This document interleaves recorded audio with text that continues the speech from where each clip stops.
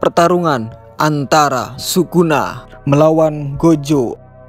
Bagaimana kelanjutan ceritanya? Mari kita bahas. Let's go.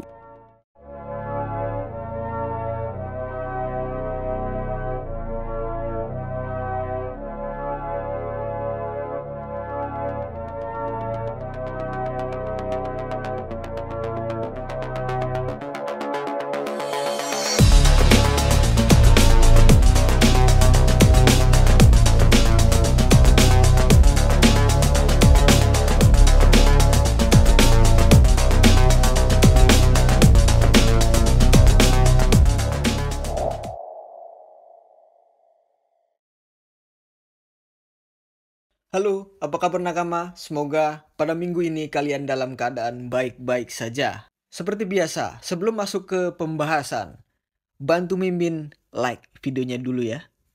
Dan bagi yang belum subscribe, di-subscribe dulu dong. So, stay tune dan tonton videonya sampai habis. Tanpa berlama-lama, mari kita lanjut. And let's go. Jujutsu Kaisen chapter 261 diberikan judul Pertarungan penentu di reruntuhan Shinjuku yang penuh dengan iblis. Dengan Todo di sisinya, Itadori memojokkan Sukuna kembali. Chapter dimulai dengan Yuji menghancurkan hati Sukuna. Dan begitu Sukuna meneriakkan ekspansi domain, dia melihat Gojo berdiri. Karena tidak percaya, Sukuna bertanya-tanya apakah itu benar-benar dia. Tetapi dia membuang pikiran itu dan mengatakan itu tidak mungkin. Tapi Sukuna tiba-tiba menyadari siapa orang itu dan meninju Yuji saat dia bergerak maju. Sukuna pun berkata, "Aku minta maaf karena meremehkan Anda. Aku tidak menyangka kamu mampu melakukan sejauh itu. Yuta Okutsu." Dan flashback pun dimulai. Yuta memutuskan agar Rika melahap Kenjaku dan menyalin City-nya yang memungkinkan Yuta berganti tubuh. Namun Maki keberatan dengan rencana ini, tapi Hikari bilang dia punya syarat. Mereka akan menggunakan rencana ini ketika semua orang musnah dan mereka tidak punya pilihan. Kusakabe berkata, "Tidak bisakah kita menyalin limitless dari tubuh Gojo?" Soko, "Kamu tidak bisa menggunakan limitless tanpa 6 mata. Kusabake berkata kembali, "Kalau begitu, kopi saja 6 matanya." Soko pun menjawabnya kembali, 6 mata adalah bagian dari tubuh fisiknya. Itu bukan teknik terkutuk, jadi dia tidak bisa menirunya. Maki bertanya karena Yuta hanya bisa menggunakan teknik terkutuk kopi hanya 5 menit. Apa yang akan terjadi nanti? Dan Yuta bilang dia tidak tahu. Kemudian Mei Mei menjelaskan pro dan kontra Yuta menyalin City Kenjaku. Pertama, jika teknik Kenjaku adalah tipe operasi yang konstan atau terputus-putus, tubuh fisik atau jiwa tidak dapat dipertahankan dan dia akan mati. Kedua, jika teknik ini dijadikan secara terputus-putus, dia tidak akan langsung mati, tetapi pada akhirnya dia akan mati. Yang ketiga, jika tekniknya adalah teknik sekali pakai, dia dapat menggunakan limitless setelah 5 menit.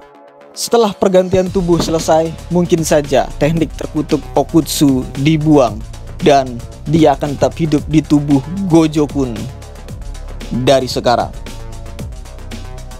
Kusakabe bilang, itu rencana yang bagus, tapi itu tidak manusiawi. Yuta pun menjawabnya, "Apa maksudmu, manusiawi? Kita akan melawan penyihir jujutsu terkuat dalam sejarah. Jika kita bisa menang hanya dengan membuang kemanusiaan kita, kita tidak seharusnya berdebat tentang hal ini." Yuta bertanya, apakah semua orang takut menjadi monster untuk melawan Sukuna? Kemudian Maki menegur Yuta dengan mengatakan bahwa semua orang hanya mengkhawatirkannya. Bagaimana dengan Gojo Sensei? Apa dia tidak penting? Bukankah kita sudah memaksakan semua beban untuk menjadi monster ke Gojo Sensei sendirian? Jika Gojo Sensei hilang, lalu siapa lagi yang akan menjadi monster? Jika tidak ada yang berniat menjadi monster, maka aku akan melakukannya, ucap Yuta. Adegan berganti. Yuta memberitahu Gojo bahwa dia akan mengambil tubuhnya jika dia mati. Gojo bilang dia baik-baik saja dengan itu. Dia bilang dia tidak punya niat untuk kalah dan tidak peduli dengan apa yang terjadi pada mayatnya. Kemudian Yuta dan Gojo membicarakan apakah Yuta adalah keturunan Fujiwara atau Sugawara. Yuta pun menjawabnya, "Oh, ngomong-ngomong, aku diberitahu bahwa aku adalah keturunan dari Fujiwara. Bukankah Gojo Sensei mengatakan bahwa aku adalah keturunan darah Sugawara?" "Gojo, itu keluarga Sugawara. Kamu dan aku adalah saudara jauh. Tapi bukankah hubungan keluarga Fujiwara dan Sugawara buruk?" Yuta pun menjawabnya, "Jadi menurutku, Yuro-san salah paham kalau begitu." Gojo, "Ya, mungkin saja kita berdua benar." Setelah itu, Gojo mengatakan bahwa Yuta mungkin dilahirkan dalam keadaan yang lebih baik darinya.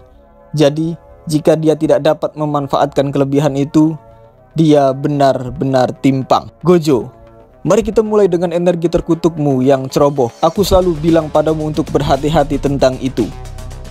Gojo kemudian meminta murid-muridnya pergi karena dia tidak ingin mereka melihat sisi berdarahnya, terutama karena dia tidak tahu apakah yang akan dia lakukan. Itu benar.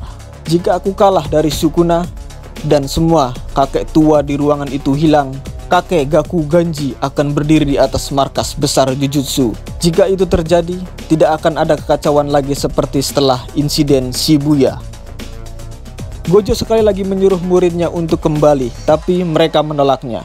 Yuta menyuruh Gojo untuk tidak mencoba menjadi monster sendirian lagi.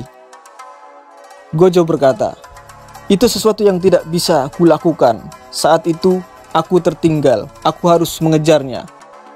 Dan adegan beralih ke Amai, teman Yuji, yang menjelaskan teknik terkutuknya. Dia dapat memperkuat gula di dalam dirinya dan mengeluarkannya dengan cara tertentu.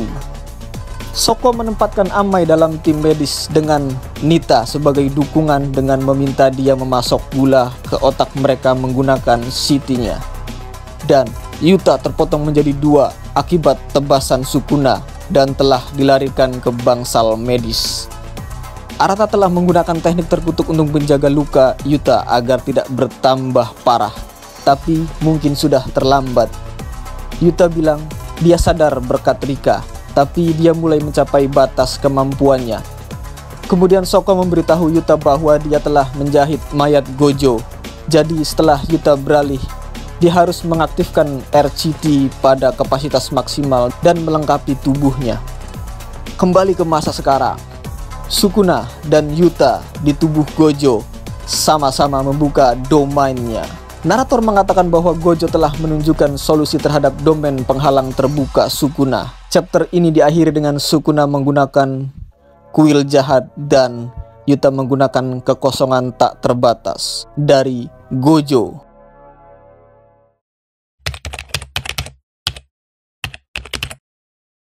Lanjut chapter 262. Chapter kali ini hanya memiliki 7 halaman, jauh lebih pendek dari biasanya.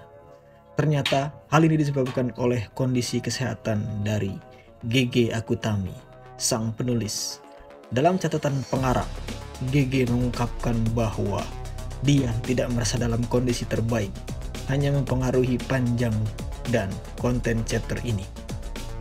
Chapter diawali melanjutkan dari chapter sebelumnya, yaitu Sukuna versus Yuta Okutsu dalam tubuh Gojo.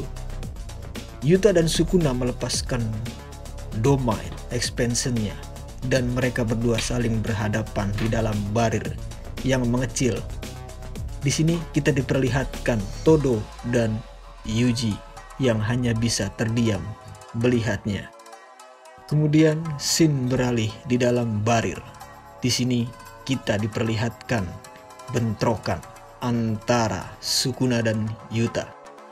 Yuta pun berkata, teknik perisaiku meningkat berkat latihan pertukaran dengan Gojo Sensei. Sukuna sudah lelah, jadinya aku harus mampu mempertahankan perisai ini selama 3 menit sama seperti Gojo Sensei. Tapi di sisi lain, telah mengurangi efek jarak perisai Malevolent Shrin. Dengan begini, dia bisa menyelimuti area luar dari perisai Yuta, menghilangkan waktu 99 detik. Kemudian panel yang epic, Yuta dan Sukuna bersiap saling menyerang dan berkata di dalam hati, "Yuta, dalam 3 menit ini aku harus mendaratkan serangan sebanyak mungkin demi mencegah dia memakai Shrin lagi. Sukuna, dalam 3 menit ini aku harus menghancurkan Infinity Void lalu memperluas perisaiku agar aku bisa membunuh mereka semua." Pertarungan pun dimulai.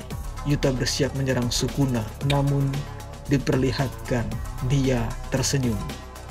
Kemudian Yuta menyerang Sukuna, namun berhasil dihindari oleh Sukuna dan pukulan dari Sukuna telak mengenai wajah. Yuta pun kaget dan berkata, apa dia barusan melampaui infinity-nya?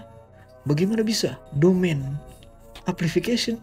Sukuna pun berkata, sepertinya mereka tak tahu soal hal yang kulakukan di pertarungan dengan Gojo Satoru sebelumnya, karena gagak itu tak bisa memasuki barirnya.